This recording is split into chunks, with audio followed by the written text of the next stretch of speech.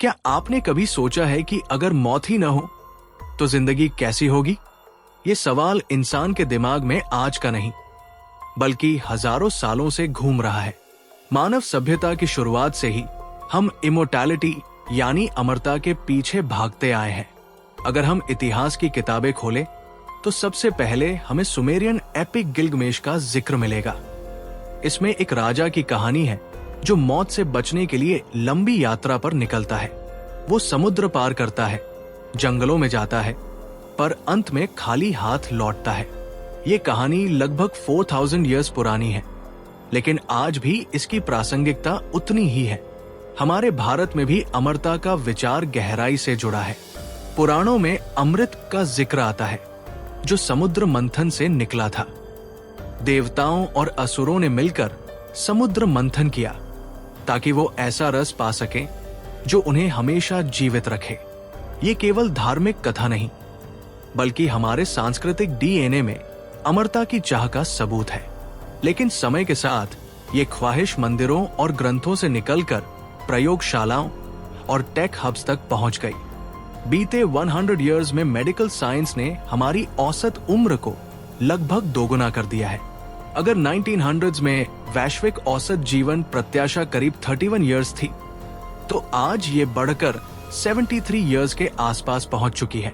और अब silicon valley के बिलियनर्स ये सोच रहे हैं, अगर हमने एवरेज लाइफ स्पैन को इतना बढ़ा दिया है, तो क्या हम बायोलॉजिकल एजिंग को पूरी तरह रोक सकते हैं? इस आधुनिक अमरता की दौड़ में कई बड़े नाम हैं, जैसे Jeff Bezos, Peter Thiel, Sam Altman. लेकिन इनमें से एक ऐसा नाम है जो सुर्खियों में सबसे ज्यादा आता है, ब्रायन जॉनसन। क्यों? क्योंकि ब्रायन सिर्फ शोध पत्र पढ़कर बात नहीं करते, वो खुद अपनी देह को एक चलती फिरती प्रयोगशाला बना चुके हैं। उनका लक्ष्य सरल लेकिन साहसी है, मरना वैकल्पिक बनाना। ब्रायन का मानना है कि बुढ़ापा कोई प्राकृतिक और अपरिवर्तनीय प्रक्रिया नहीं बल्कि एक जटिल जैविक अवस्था है जिसे हम समझकर और सही हस्तक्षेपों के साथ धीमा या उलट सकते हैं। वो कहते हैं, death is a choice, not a biological necessity. ये सिर्फ एक व्यक्ति की कहानी नहीं बल्कि उस युगों पुराने मानव स्वप्न का आधुनिक वैज्ञानिक रूप है, जहां मंदिरों की जगह प्रयोगशालाएं हैं, ऋषियों की जगह वैज्ञानिक हैं और प्रार्थनाओं की जगह एल्गोरिदम्स हैं। और इसी सफर में हम देखेंगे कि कैसे प्राचीन मिथक, अत्याधुनिक विज्ञान और मल्टी मिलियन डॉलर प्रोजेक्ट्स मिलकर एक ऐसा भविष्य बनाने की कोशिश कर रहे हैं जहां शायद मौत सिर्फ एक पुरानी याद बनकर रह जाए। ब्रायन जॉनसन का नाम आज दुनिया में लॉन्जेविटी और बायोहैकिंग की दुनिया में सबसे ऊपर लिया जाता है, लेकिन उनकी कहानी किसी टिपिकल टेक एंटरप्रेन्योर जैसी नहीं है। ब्रायन का जन्म अमेरिका के एक मिडिल क्लास फैमिली में हुआ था, जहां बचपन में उन्हें कभी लग्जरी लाइफ का अनुभव नहीं मिला। वो बचपन से ही ऐसे माहौल में बड़े हुए जहां मेहनत और क्यूरियोसिटी दोनों जरूरी थे। कॉलेज के दिनों में उन्होंने इंजीनियरिंग और बिजनेस दोनों का ब्लेंड पढ़ा, क्योंकि उन्हें हमेशा से ये लगता था कि टेक्नोलॉजी सिर्फ मशीन्स बनाने के लिए नहीं बल्कि ह्यूमन लाइफ को फंडामेंटली इंप्रूव करने के लिए होनी चाहिए। यही सोच आगे चलकर उन्हें एंटरप्रेन्योरशिप की ओर ले गई। उनका पहला बड़ा वेंचर था ब्रेनट्री, एक पेमेंट्स कंपनी जो ऑनलाइन बिजनेसेस के लिए सीमलेस ट्रांजैक्शन सॉल्यूशंस देती थी। ब्रायन ने इस कंपनी को सिर्फ 4 इयर्स में इतना ग्रो किया कि पेपैल ने इसे करीब $800 मिलियन में एक्वायर कर लिया। उस समय उनकी उम्र सिर्फ मिड-30s थी और अचानक वो एक मल्टी मिलियनेयर बन चुके थे। लेकिन यहां से उनकी कहानी टिपिकल रिच लाइफस्टाइल की तरफ नहीं मुड़ी। ब्रायन ने एक्सपेंसिव कार्स, याच्ट्स और लग्जरी वेकेशंस के बजाय खुद में इन्वेस्ट करने का फैसला किया। लेकिन ये खुद में इन्वेस्ट वाला कॉन्सेप्ट उनके केस में बिल्कुल लिटरल था। वो चाहते थे कि वो अपने शरीर और दिमाग को ऐसे मेंटेन करें जैसे कोई अपनी सबसे एडवांस्ड मशीन को मेंटेन करता है। पेपैल डील के बाद उन्होंने 2 बड़े प्रोजेक्ट्स शुरू किए, कर्नल और ओएस फंड। कर्नल का मिशन था ह्यूमन ब्रेन को टेक्नोलॉजी के साथ इंटीग्रेट करना, यानी ऐसे ब्रेन इंटरफेस डिवाइसेस बनाना जो मेमोरी, कॉग्निशन और लर्निंग को एनहांस कर सके। ओवर्स फंड का मकसद था ऐसे साइंटिस्ट्स और एंटरप्रेन्योर्स को फंड करना जो फ्यूचर डिफाइनिंग टेक्नोलॉजीज पर काम कर रहे हों, जैसे जेनेटिक्स, सिंथेटिक बायोलॉजी और स्पेस एक्सप्लोरेशन। लेकिन ब्रायन को यहां भी एक रियलाइजेशन हुआ, अगर ह्यूमन बॉडी खुद ही डिग्रेड हो रही है तो कोई भी फ्यूचर टेक्नोलॉजी हमें वो अल्टीमेट एज नहीं दे सकती जो हम चाहते हैं। और यही सोच उन्हें उनके सबसे एम्बिशियस मिशन की तरफ ले गई, खुद को एक लाइव एक्सपेरिमेंट बनाना। उन्होंने अपने लिए एक गोल सेट किया, बायोलॉजिकल एजिंग को रिवर्स करना। इसके लिए उन्होंने एक ऐसी टीम बनाई जिसमें 30+ डॉक्टर्स, साइंटिस्ट्स और AI एक्सपर्ट्स थे। ये टीम उनका बॉडी डेटा, लाइफस्टाइल, बायोमार्कर्स और ऑर्गन परफॉर्मेंस कंटिन्यूअसली मॉनिटर करने लगी, ताकि हर दिन के हिसाब से उनकी हेल्थ को ऑप्टिमाइज किया जा सके। ब्रायन कहते हैं, मैं एक कंपनी नहीं, एक प्रोजेक्ट बन चुका हूं। और सच में उनकी लाइफ अब किसी कॉर्पोरेट प्रोडक्ट की तरह ही रन होती है। रेगुलर अपडेट्स, टेस्टिंग साइकिल्स और precision level fine tuning. PayPal से $800 मिलियन की डील से लेकर आज तक ब्रायन ने अपने पर्सनल हेल्थ एक्सपेरिमेंट्स पर $multi-million पर ईयर खर्च किए हैं। लेकिन उनके लिए ये सिर्फ पैसा खर्च करना नहीं, बल्कि उस अल्टीमेट ह्यूमन ड्रीम में इन्वेस्ट करना है। एक ऐसी जिंदगी जो सिर्फ लंबी ही नहीं, बल्कि बायोलॉजिकली यंग और फंक्शनली परफेक्ट हो।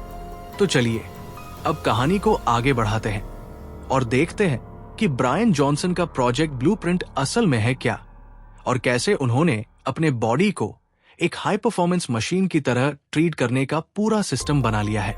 ब्रायन का मानना है कि जैसे कोई लग्जरी कार को टॉप कंडीशन में रखने के लिए रेगुलर सर्विसिंग, प्रीमियम फ्यूल और कंटिन्यूअस मॉनिटरिंग करता है, वैसे ही ह्यूमन बॉडी को भी मेंटेन किया जा सकता है। फर्क बस इतना है कि उन्होंने इसे एक ऐसे साइंटिफिक प्रोटोकॉल में बदल दिया है जो हर दिन, हर घंटे उनके शरीर की माइक्रोस्कोपिक लेवल तक निगरानी करता है। इस प्रोटोकॉल को डिजाइन करने के लिए उन्होंने 30+ डॉक्टर्स, रिसर्चर्स और AI स्पेशलिस्ट्स की टीम बनाई। ये लोग उनके heart, lungs, liver, skin, brain, basically हर ऑर्गन का परफॉर्मेंस ट्रैक करते हैं। और ये सब सिर्फ साल में एक बार का चेकअप नहीं है, बल्कि रियल टाइम में होता है। प्रोजेक्ट ब्लूप्रिंट का कोर है कंटिन्यूअस डेटा कलेक्शन। ब्रायन के पास एक पर्सनल हेल्थ डैशबोर्ड है जिसमें उनके हर बायोमार्कर का अपडेटेड स्टेटस आता है, जैसे blood sugar level, hormone balance, inflammation markers, oxygen saturation, sleep quality, gut microbiome health वगैरह। हर दिन की शुरुआत सुबह 4:30 बजे होती है। वो उठते ही सबसे पहले हाइड्रेशन और लाइट थेरेपी करते हैं। इसके बाद उनका प्रीसाइजली मेजर्ड ब्रेकफास्ट आता है। कैलोरी, प्रोटीन, फैट, कार्ब्स सब ग्राम लेवल पर कैलकुलेटेड होते हैं। फिर शुरू होती है सप्लीमेंट्स की आर्मी। एक दिन में लगभग 91 अलग अलग सप्लीमेंट्स और मेडिसिन वो कंज्यूम करते हैं। उनका वर्कआउट भी रैंडम नहीं होता। हर एक्सरसाइज साइंटिफिकली चोजन होती है ताकि स्पेसिफिक मसल्स, जॉइंट्स और कार्डियोवैस्कुलर सिस्टम टारगेटेड रहें। वर्कआउट के बाद रेड लाइट थेरेपी, मेडिटेशन और स्पेसिफिक ब्रीदिंग एक्सरसाइजेस होते हैं। ब्रायन कोई भी चीट मील नहीं लेते। 0 शुगर, 0 अल्कोहल और हर बाइट का न्यूट्रिशनल प्रोफाइल प्री कैलकुलेटेड होता है। मेडिकल टेस्टिंग उनके लाइफ का इतना बड़ा हिस्सा है कि हफ्ते में कई बार ब्लड टेस्ट होते हैं और हर मंथ में MRI स्कैन्स और अल्ट्रासाउंड्स। कुछ टेस्ट्स तो ऐसे हैं जो रोज किए जाते हैं, जैसे कंटिन्यूअस ग्लूकोज मॉनिटरिंग और स्लीप ट्रैकिंग। इस पूरे सिस्टम को मेंटेन करने में ब्रायन सालाना करीब $2 मिलियन खर्च करते हैं। अगर आप ब्रेक डाउन देखें तो इसमें शामिल हैं डॉक्टरों और रिसर्चर्स की salaries, advanced lab tests, AI analysis tools, medical imaging, supplements और custom made health devices. Project blueprint का अल्टीमेट गोल है ब्रायन के बायोलॉजिकल एज को धीरे धीरे कम करना। मतलब अगर उनकी कैलेंडर एज 46 है तो उनका हार्ट शायद 37 साल का हो, लंग्स 18 साल के और स्किन सिर्फ 10 साल पुरानी हो। ये सब सुनने में किसी साईफाई मूवी जैसा लगता है, लेकिन ब्रायन के लिए ये डेली रियलिटी है।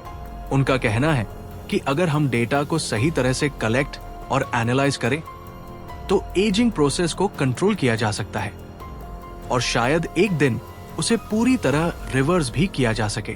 ब्रायन जॉनसन का मानना है कि एजिंग कोई प्राकृतिक और अपरिहार्य प्रक्रिया नहीं है, बल्कि एक ऐसी मेडिकल कंडीशन है जिसे डायग्नोज और ट्रीट किया जा सकता है।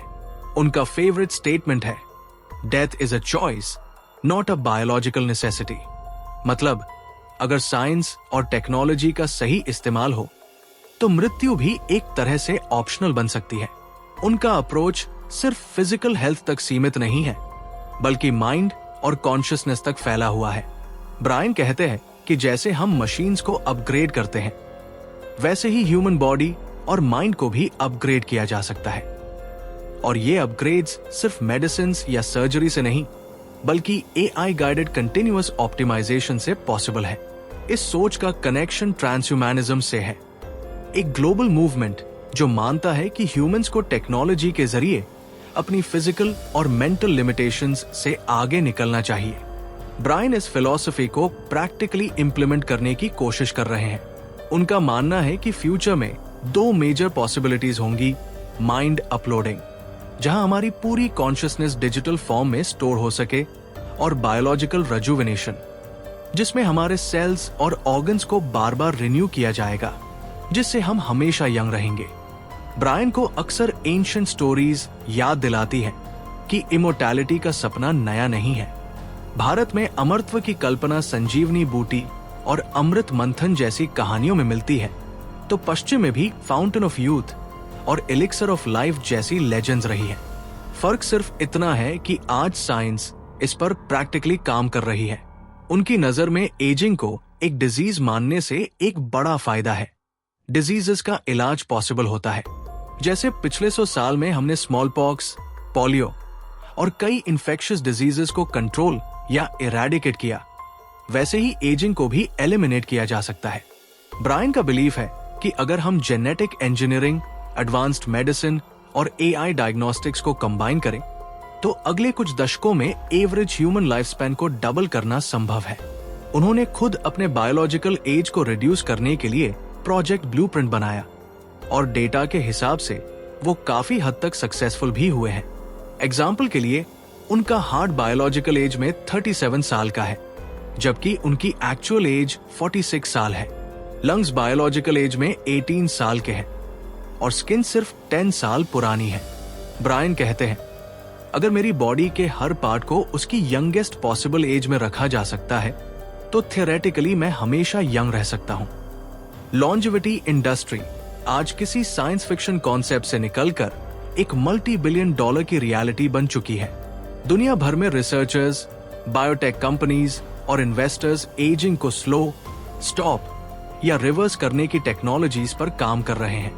मार्केट रिसर्च रिपोर्ट्स के हिसाब से ग्लोबल लॉन्जेविटी इकोनॉमी का साइज आज करीब $44 बिलियन है और एक्सपर्ट्स का अनुमान है कि ईयर 2030 तक ये बढ़कर लगभग $200 बिलियन तक पहुंच सकता है। ये ग्रोथ सिर्फ हेल्थ केयर सेक्टर तक सीमित नहीं है, बल्कि इसमें AI diagnostics, wearable tech, genetic engineering, nutraceuticals, regenerative medicine और क्रायोनिक्स जैसे क्षेत्रों का भी बड़ा हिस्सा है। बिग नेम्स भी इस रेस में उतर चुके हैं। जेफ बेजोस ने एल्टोज लैब्स में इन्वेस्टमेंट किया है, जो सेल्यूलर रेजुविनेशन पर काम कर रही है। पीटर थील ने कई एंटी एजिंग स्टार्टअप्स को फंड किया है। सैम ऑल्टमैन, जो ओपनएआई के CEO है, उन्होंने भी बायोटेक में बड़े इन्वेस्टमेंट्स किए हैं, खासकर ऐसे प्रोजेक्ट्स में जो ह्यूमन लाइफ स्पैन को ड्रामेटिकली बढ़ा सके। इस फील्ड में सबसे इंटरेस्टिंग टेक्नोलॉजीज में शामिल है क्रायोनिक्स, बॉडी या ब्रेन को अल्ट्रा लो टेम्परेचर्स पर प्रिजर्व करना, ताकि फ्यूचर में टेक्नोलॉजी एडवांस होने पर उसे रिवाइव किया जा सके। Organ printing, 3D bio printing tech से लैब ग्रोन ऑर्गन्स बनाना, ताकि एजिंग या डिजीज से डैमेज हुए ऑर्गन्स रिप्लेस किए जा सके।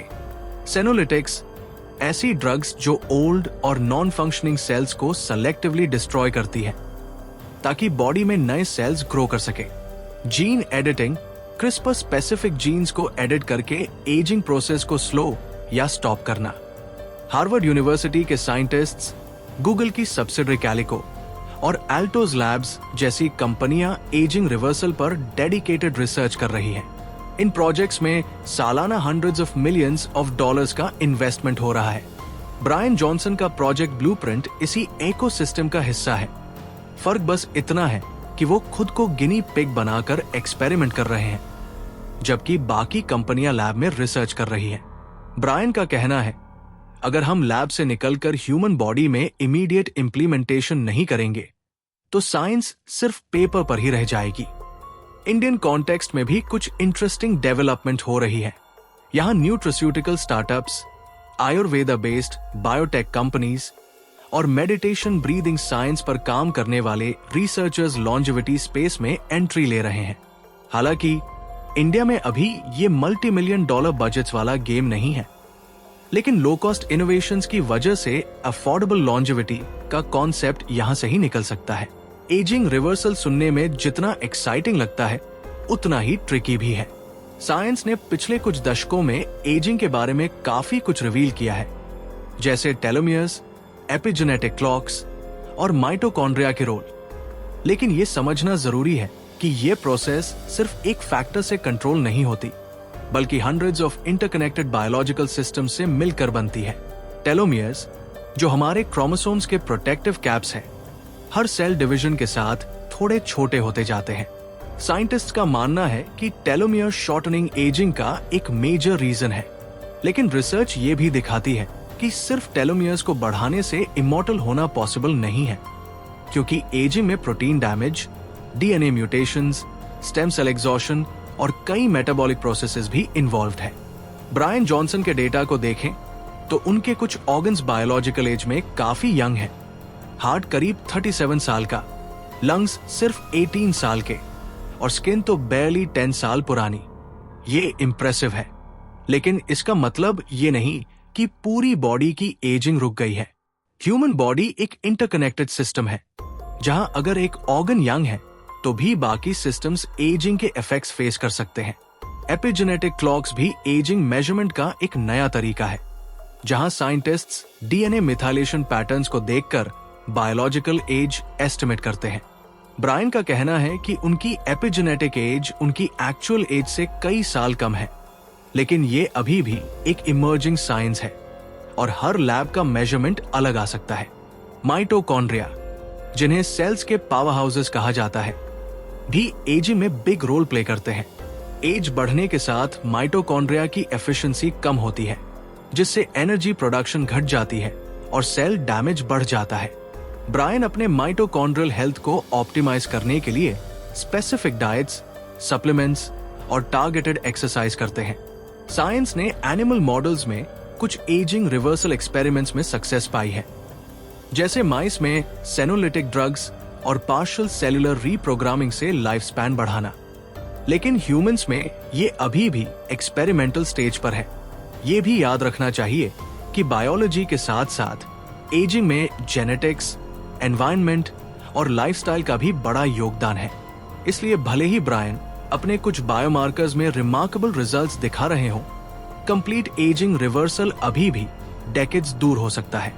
ब्रायन खुद भी मानते हैं कि उनका प्रोजेक्ट प्रूफ ऑफ कंसेप्ट है और गोल सिर्फ उनकी खुद की लाइफ बढ़ाना नहीं है, बल्कि ऐसा ब्लूप्रिंट बनाना है जिसे फ्यूचर में मिलियंस ऑफ लोग फॉलो कर सकें, शायद कम कॉस्ट और स्केलेबल फॉर्मेट में।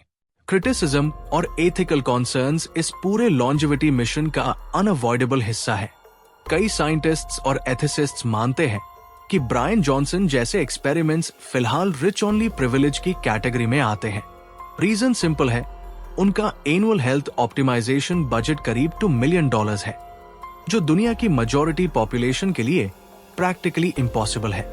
क्रिटिक्स का कहना है कि अगर ऐसी एंटी एजिंग टेक्नोलॉजीज सिर्फ अल्ट्रा रिच लोगों के पास अवेलेबल होंगी तो सोसाइटी में हेल्थ डिवाइड और बढ़ जाएगा। इमेजिन कीजिए, एक तरफ वो लोग होंगे जो बायोलॉजिकल एज को डेकेड्स पीछे ले जा सकते हैं, और दूसरी तरफ वो लोग जिनके पास बेसिक हेल्थ केयर का एक्सेस भी लिमिटेड है। इससे इमॉर्टल एलीट और मॉर्टल मेजॉरिटी का गैप डेंजरस लेवल तक पहुंच सकता है। ओवर ऑप्टिमाइजेशन का रिस्क भी बड़ा कंसर्न है। बॉडी के हर मेट्रिक को कंटिन्यूअसली ट्वीक करना ऑब्सेशन की तरफ ले जा सकता है। जो मेंटल हेल्थ पर नेगेटिव इम्पैक्ट डाल सकता है।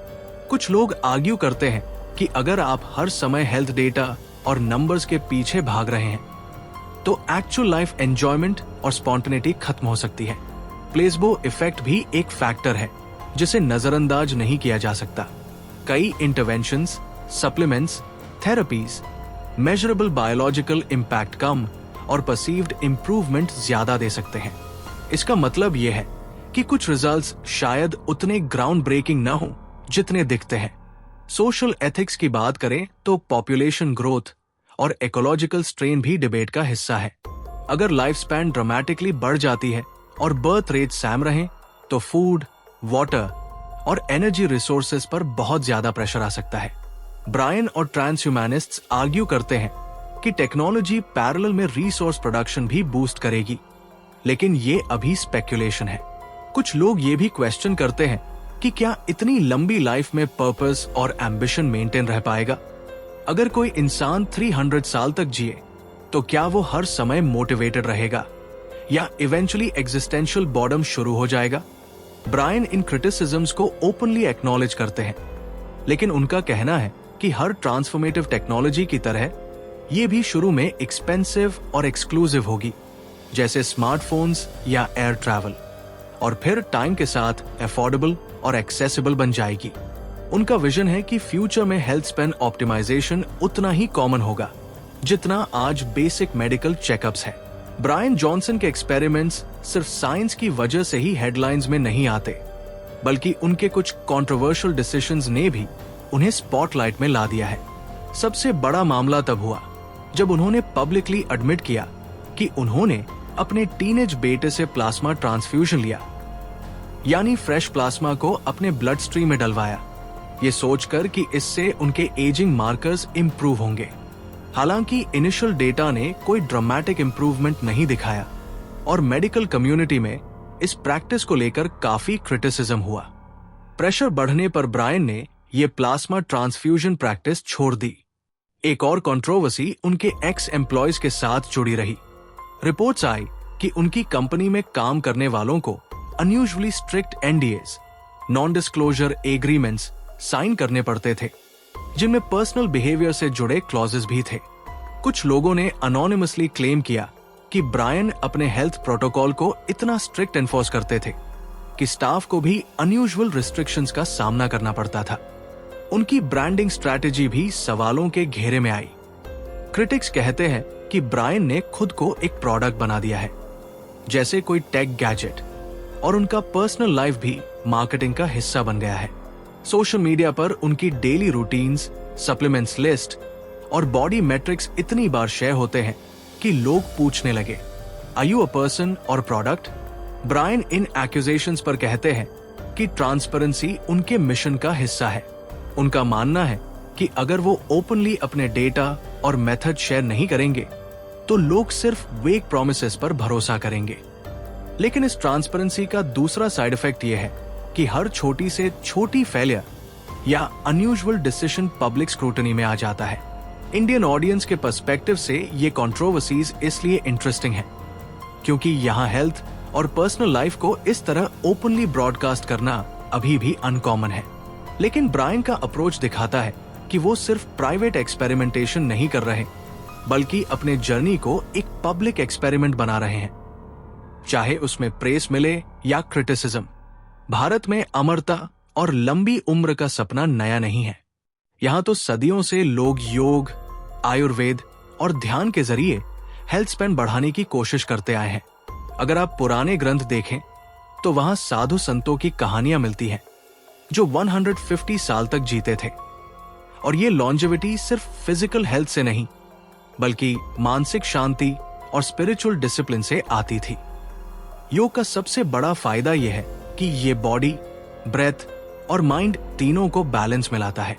रिसर्च भी ये दिखाती है कि रेगुलर प्राणायाम और आसना से बायोलॉजिकल एजिंग मार्कर्स जैसे ब्लड प्रेशर, कोर्टिसोल लेवल्स और इवन टेलोमियर लेंथ पॉजिटिवली प्रभावित होते हैं। आयुर्वेदा में तो रसायना नाम की पूरी एक ब्रांच है जो रेजुवेनेशन और लाइफ स्पैन बढ़ाने पर केंद्रित है। इसमें हर्ब्स जैसे अश्वगंधा, शतावरी गिलोय सेंचुरी से यूज होते आए हैं। लेकिन आज की अर्बन इंडिया में हेल्थ अप्रोच काफी बदल गया है। यहाँ भी बायोहैकिंग और लॉन्जेविटी टेक में इंटरेस्ट बढ़ रहा है। मुंबई, दिल्ली, बेंगलुरु जैसे शहरों में private clinics advance diagnostics, genetic testing और पर्सनलाइज्ड डाइट प्रोग्राम्स ऑफर कर रहे हैं। ये प्रोग्राम्स अभी भी महंगे हैं। कई का कॉस्ट 10 लाख रुपीस से ऊपर जाता है, लेकिन अपर मिडिल क्लास और हाई नेटवर्थ इंडिविजुअल्स इन्हें अडॉप्ट कर रहे हैं। इंडियन जुगाड़ भी इस स्पेस में दिखने लगा है। उदाहरण के लिए कई लोग इंपोर्टेड सप्लीमेंट्स की जगह लोकली अवेलेबल सुपरफूड्स जैसे मोरिंगा, आंवला, फ्लैक्सीड्स यूज करके अपना वर्जन ऑफ लॉन्जेविटी प्रोटोकॉल बना रहे हैं।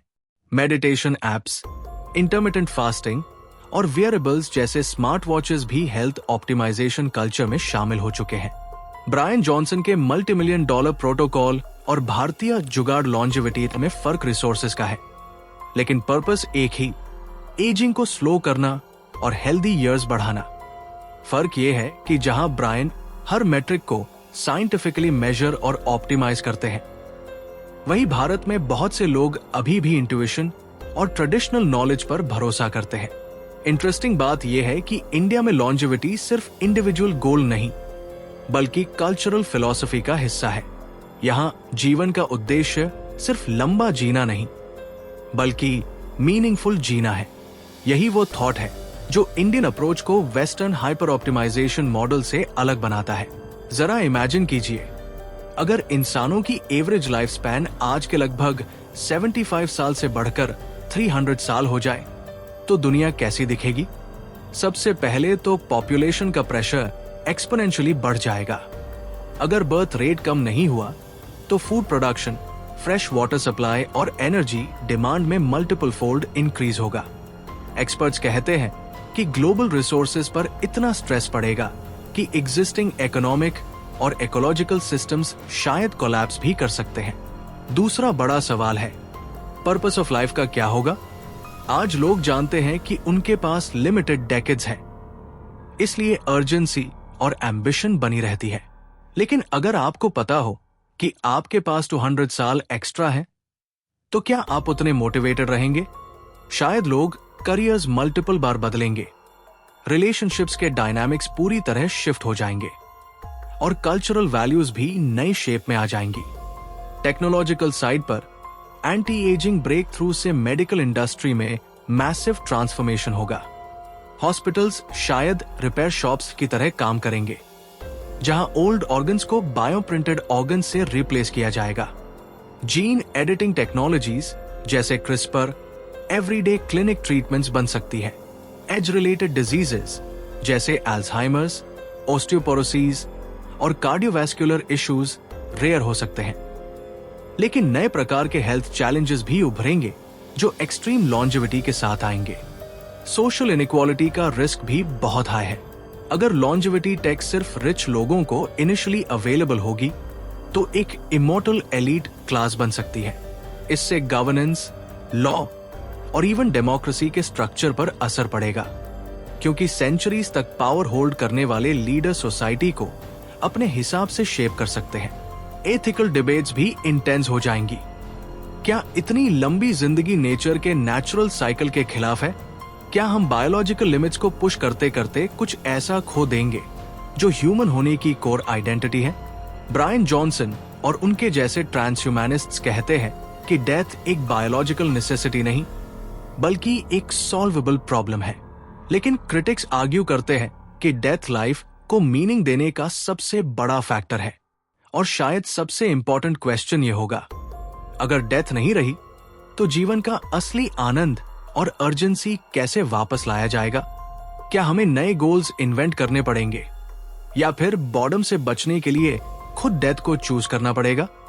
आखिर में बात सिर्फ ब्रायन जॉनसन या उनके $multi million प्रोटोकॉल्स की नहीं है, बल्कि उस माइंडसेट की है जो कहता है हम अपने हेल्थ और लाइफ स्पैन पर कहीं ज्यादा कंट्रोल ले सकते हैं जितना हमने सोचा था।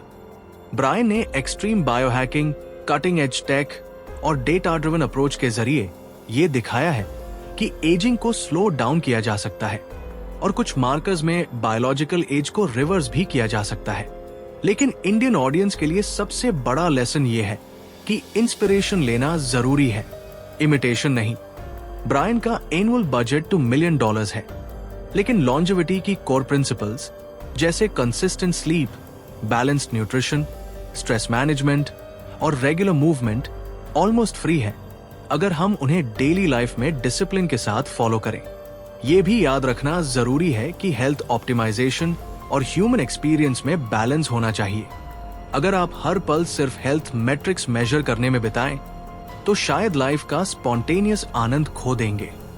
और अगर आप हेल्थ को इग्नोर करें, तो प्रीमेच्योर एजिंग आपको फ्यूचर पॉसिबिलिटीज से वंचित कर सकता है। साइंस से डरने की जरूरत नहीं, लेकिन उसकी सीमाओं को समझना जरूरी है। हर टेक्नोलॉजी के साथ हाइप भी आता है और रियलिटी भी। ब्रायन की जर्नी हमें दिखाती है कि ट्रांसपेरेंसी, एक्सपेरिमेंटेशन और क्यूरियोसिटी पावरफुल टूल्स है, लेकिन साथ ही पेशेंस और सेल्फ अवेयरनेस भी उतनी ही इंपॉर्टेंट है। तो हो सकता है हम सब इमोर्टैलिटी तक न पहुंचे, लेकिन हम अपने हेल्थ स्पैन को जरूर एक्सटेंड कर सकते हैं। वो साल जब हम फिजिकली, मेंटली और इमोशनली फिट रहते हैं। और यही शायद वो ब्लूप्रिंट है जिसे हर कोई अपने रिसोर्सेज और लाइफस्टाइल के हिसाब से बना सकता है।